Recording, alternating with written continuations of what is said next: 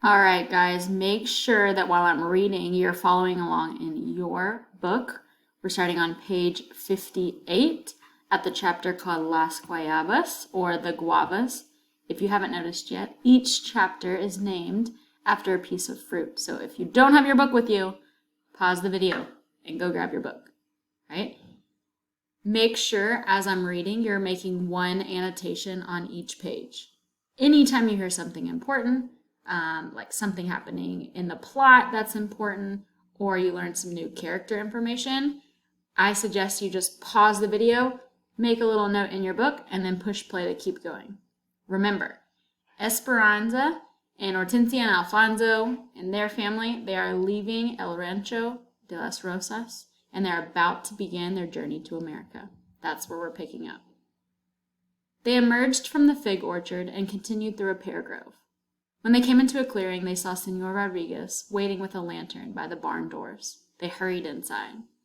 Pigeons fluttered in the rafters. Their wagon was waiting, surrounded by crates of green guavas.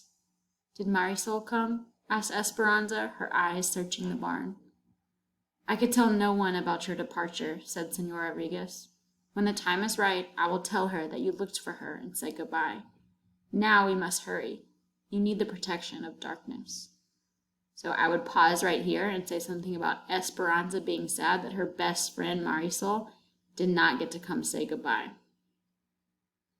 Alfonso, Miguel, and Senor Rodriguez had built another floor in the wagon, higher than the real one and open at the back, with barely enough room between for Mama, Esperanza, and Hortensia to lie down. Hortensia lined it with blankets. All right, I want you to stop right here and picture this in your head. On top of the floor in the wagon, Alfonso, Miguel, and Senor Rodriguez built another floor. So there's a tiny space in between two floors that the two women and Esperanza are laying down in to hide. I'm on page 59. Esperanza had known about the plan, but now she hesitated when she saw the small space. "Please, can I sit with Alfonso and Miguel?" "Mija, it is necessary," said Mama. "There are too many bandits," said Alfonso. "It is not safe for women to be on the roads at night. Besides, your uncles have many spies, remember? That is why we must take the wagon to Zacatecas and catch the train there, instead of from Aguas Calientes."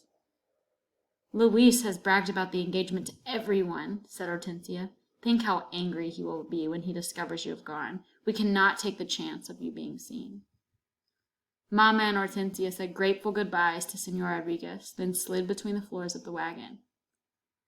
Esperanza reluctantly scooted on her back between them. "When can we get out?" Remember, reluctantly was one of our vocab words at the beginning. Reluctantly means Esperanza is hesitant. Okay, she doesn't want to get in between the floors. "Every few hours we will stop and stretch," said Mama. Esperanza stared at the few wood planks just a few inches from her face.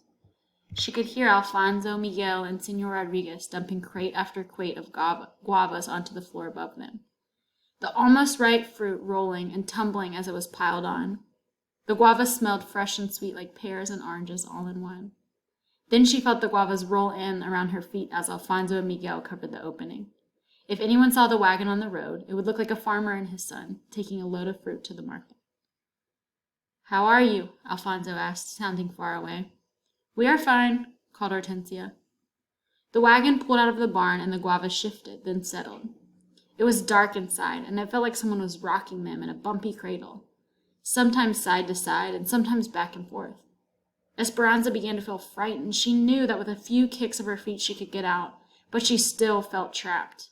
Suddenly, she thought she couldn't breathe. "Mama," she said, gasping for air. "Right here, Esperanza. Everything is fine." "Do you remember," said Hortensia, taking her hand, "when you were only 5 years old and we hid from the thieves? You were so brave for such a little girl. Your parents and Alfonso and the other servants had gone to town. It was just you and me and Miguel in the house. We were in your bedroom and I was pinning the hem of your beautiful blue silk dress. Do you remember that dress? You wanted it pinned higher so your new shoes would show." Esperanza's eyes were beginning to adjust to the darkness and to the pitch and roll of the wagon. I would pause right here and annotate how Esperanza's feelings have changed.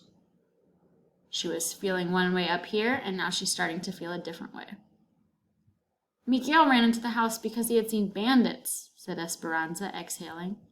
She remembered standing on a chair with her arms outstretched like a bird ready for flight, while Hortensia fitted the size of the dress. And she remembered the new shoes, shiny and black. Yes, said Hortensia. I looked out the window to see 6 men, their faces covered with handkerchiefs, and they all held rifles. They were renegades who thought they had permission to steal from the rich and give to the poor. But they didn't always give to the poor, and they sometimes killed innocent people. So these people that they're talking about are kind of like the bandits that killed Papa. We hid under the bed, said Esperanza, and we pulled down the bed cover so they couldn't see us. She remembered staring straight up at the bedboards, much like the boards enclosing them in the wagon now. She took another long breath. What we didn't know was that Miguel had a big field mouse in his pocket, said Hortensia. Yes, he was going to scare me with it, said Esperanza. The wagon creaked and swayed. They could hear Alfonso and Miguel murmuring above them. The persistent smell of the guavas filled their noses. Esperanza relaxed a little. Hortensia continued. The men came into the house and we could hear them opening cupboards and stealing the silver. Then we heard them climb the stairs. 2 men came into the bedroom and we saw their big boots through a crack in the bed cover. But we didn't say a word. Until a pin poked me and I moved my leg and made a noise. I was so frightened they would find us, said Hortensia. But Miguel pushed the mouse out from under the bed and it ran around the room. The men were startled but started laughing. And then one of them said, It is just our raton. We've got plenty. Let's go. And they left, said Esperanza. Mama said, They took almost all of the silver, but Papa and I only cared that all of you were safe. Do you remember how Papa said that Miguel was very smart and brave and asked him what he wanted for protecting you? His most prized possession? Esperanza remembered. Miguel wanted to go on a train ride. Hortensia started to hum softly, and Mama held Esperanza's hand. All right, pause right here and make sure you have an annotation because you are about to have to answer a question. Miguel's reward, the day-long train ride to Zacatecas, seemed like yesterday. Miguel had been 8 and Esperanza 5. She wore the beautiful blue silk dress and could still see Miguel standing at the station, wearing a bow tie and practically shining, as if Hortensia had cleaned and starched his entire body. Even his hair was slicked down smooth and his eyes gleamed with excitement. He was mesmerized by the locomotive, watching it slowly pull in. Esperanza had been excited too. When the train arrived all sputtering and blustery, porters had hurried to escort them, showing them the way to their car. Papa took her hand in Miguel's and they boarded, waving goodbye to Alfonso and Hortensia. The compartment had seats of soft leather and she and Miguel had bounced happily upon them. Later they ate in the dining car at little tables covered in white linens and set with silver and crystal.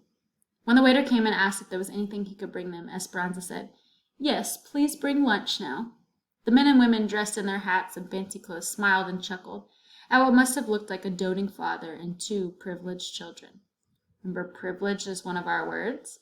It means that Esperanza, if she is privileged, she has special advantages that other people do not have. So in this example, she comes from a rich family, so she gets to do things and say things that poor people may not get to do. When they arrived in Zacatecas, a woman wrapped in a colorful rebozo, a blanket shawl, boarded the train selling mangoes on a stick. The mangoes were peeled and carved to look like exotic flowers. Papa bought one for each of them.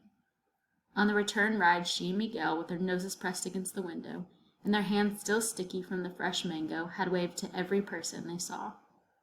The wagon jostled them now as it hit a hole in the road. Esperanza wished she could get to Zacatecas as fast as she had that day on the train, instead of traveling on back roads hidden in a slow wagon.